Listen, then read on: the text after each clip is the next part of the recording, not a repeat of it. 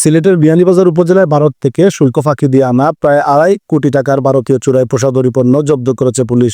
শনিবার সকাল 8:30টায় গোপন সংবাদের ভিত্তিতে সিলেট জকিগঞ্জ সড়কের চারখাই ইউনিয়নের কচকটখা লালপুর সেতু থেকে এসব পণ্য আটক করা হয়। চোরাচালানের পণ্য আটককালে চোরাকারবারি কানাইঘাট উপজেলার সাতপাড়ি গ্রামের মইনুল-হকের ছেলে জায়েদ আহমদ, ট্রাক চালক জসিমউদ্দিন ও সন্দেহভাজন হিসেবে মেহেদী হাসান ইমরান নামে আরেক সঙ্গীকে আটক করেছে পুলিশ। এছাড়া চোরাই প্রসাধনী সামগ্রী বহনকারী ট্রাকটিও জব্দ করা হয়েছে। সিলেটের কানাইঘাট সীমান্ত দিয়ে একটি বড় ট্রাকের ভেতর পাথরের মধ্যে প্রসাধনীর বক্সগুলো লুকানো ছিল, আর এভাবেই এসব প্রসাধনী সামগ্রী অবৈধভাবে দেশে প্রবেশ করছিল। গোপনে সংবাদ পেয়ে পুলিশ অভিযান চালিয়ে এসব পণ্য জব্দ করেছে। আটক পণ্যের মধ্যে রয়েছে 15 গ্রাম ওজনের 39,960 পিস স্কিন শাইন ও 25 গ্রাম ওজনের 16,800 পিস আল্ট্রাবাইট স্কিন কেয়ার ক্রিম। আটক মালামালের বাজার মূল্য আনুমানিক 2,71,00,000 টাকা। জব্দকৃত প্রসাধনী সামগ্রী ও আটককৃতদের বিরুদ্ধে আইনগত ব্যবস্থা নেওয়া হচ্ছে জানিয়ে জকিগঞ্জ বিয়ানীবাজার সার্কেলের অতিরিক্ত পুলিশ সুপার মফিজুর রহমান ও বিয়ানীবাজার থানার অফিসার ইনচার্জ মোহাম্মদ আশরাফুজ্জামান বলেন, মাদক ব্যবসায়ী ও চোরাকারবারিদের বিরুদ্ধে পুলিশের নীতি জিরো টলারেন্স। এ ধরনের অভিযান আগামীতে অব্যাহত থাকবে।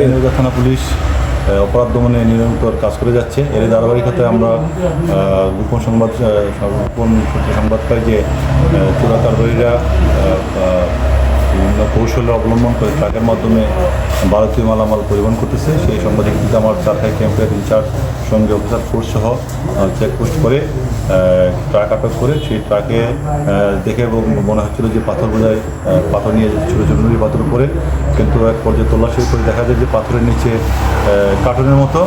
পরে এটাকে আটক করে সাক্ষাতের সম্মুখীন নিয়ে ক্যাম্পের সামনে নিয়ে আসে এটাকে তল্লাশি করে পাথর সরানোর পর দেখা যায় তার নিচে ভারতীয় প্রসাধনী সামগ্রী প্রায় আপনি দেখতে পাচ্ছেন এখানে আমরা আটক করেছি আল্ট্রাব্রাইট ক্রিম, একটা হলো সানশাইন ক্রিম, 2 ধরনের ক্রিম। এগুলা বাংলাদেশে আসলে এটা আমদানি কী বলে শুল্ক ফাঁকি দিয়ে আমদানি করেছে, নিয়ে এসেছে, নিয়ে উন্নত ঢাকা বিক্রি করার পথে আমরা আটক করেছি, যার বাজার মূল্য 2 কোটি টাকার উপরে।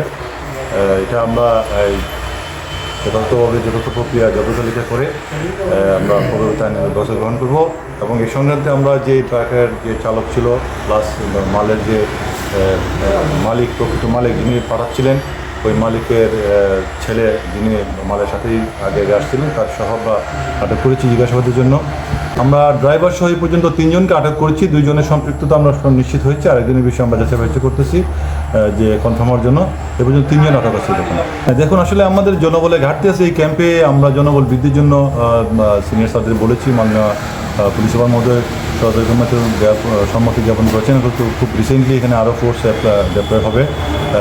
আমরা এখানে টহল বৃদ্ধি করেছি এবং এখানে আরও চেকপোস্ট প্লাস নজরদারি আরও বাড়ানো হবে, যাতে করে কোনোভাবেই আমাদেরকে চোখ ফাঁকি দিয়ে কোনো মানে অন্যায়ভাবে কোনো আমদানি নিষিদ্ধ জিনিস বাংলাদেশে প্রবেশ করতে না পারে, আমাদের এই এলাকা ত্যাগ করতে না পারে। আমরা সেটা যদি কেউ চেষ্টা করে তাকে আমরা আইনে আওতায় নিয়ে আসবো, সেইভাবে আমাদের চেষ্টা অব্যাহত থাকে। আসলে আমরা তো বিভিন্নভাবে গোয়েন্দা তথ্য সংগ্রহ করি, বিভিন্ন সোর্স থেকে সংগ্রহ করি। আমাদের সেই গোপন সোর্সের কাছ থেকে জানা যে এরকম একটা ঘটতে পারে, তারই অপেক্ষায় আমরা ছিলাম। সারারাত্র অপেক্ষা করে সকালবেলা এটাকে আমরা সফলতা অর্জন করি। 5ই আগস্টের যে একটা দুর্বিষহ অবস্থা, যে একটা ভয়ানক অবস্থা পুলিশের যে প্রতিনিধি, সেখান থেকে আমাদের মাননীয় রেঞ্জ আইজি স্যারের নেতৃত্বে আসলে আমরা সারা বাংলাদেশ পুলিশের মধ্যে একটা অনন্যভাবে আমরা মানে খুব দ্রুততম সময়ে আমরা পুলিশ স্যারের নেতৃত্বে, ডিআইজি স্যারের নেতৃত্বে, আমাদের সিলেট জেলা পুলিশ সুপার স্যারের নেতৃত্বে আসলে নিরলসভাবে কাজ করে যাচ্ছে। এবং আমরা এই একদম বিধ্বস্ত অবস্থা থেকে আমরা ঘুরে দাঁড়িয়েছি এবং আমাদের কাজ আমরা সুচারুভাবে কাজ করে যাওয়ার চেষ্টা করতেছি। আশা করি ইনশাল্লাহ এই কাজ আরও গতিশীল হবে এবং ভবিষ্যতে আরও বেগবান হবে। শুল্ক ফাঁকি দিতে সিলেটে প্রতিদিনই ঢুকছে ভারতীয় পণ্য।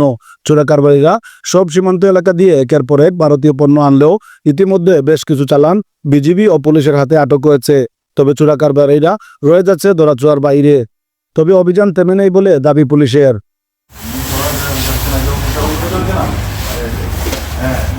Shahidul Islam Saju, desk report, the local Times.